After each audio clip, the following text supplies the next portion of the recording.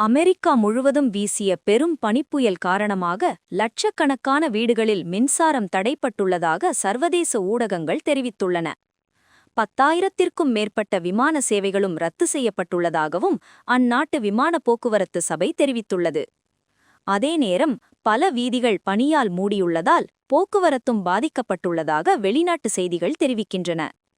Texas மற்றும் New England வரை பனி, பனிக்கட்டி மற்றும் உறைபனிமழை ஆகியவை உயிருக்கு ஆபத்தான நிலைமைகளை உருவாக்கி வருவதாகவும் இது பல நாட்கள் நீடிக்கக்கூடும் எனவும் அந்நாட்டின் தேசிய வானிலை சேவை தெரிவித்துள்ளது.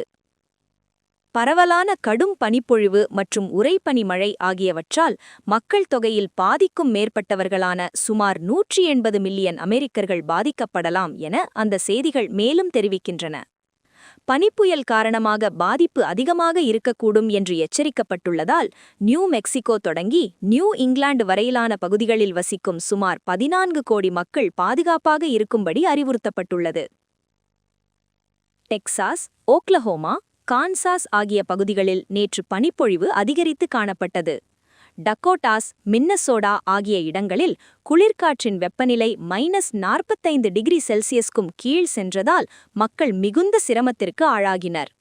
லூயிசியானா, மிசிசிப்பி, டென்னிசி ஆகிய இடங்களில் பனிப்பொழிவின் தாக்கம் அதிகரித்திருப்பதால் மரங்கள், மின்சார கம்பிகள், கோபுரங்கள், வீதிகளில் சுமார் 1 இன்ச் அடர்த்திக்கு பனி படர்ந்திருப்பதாக அதிகாரிகள் தெரிவித்தனர். இதனால் பல இடங்களில் அவசர நிலை பிரகடனப்படுத்தப்பட்டுள்ளது.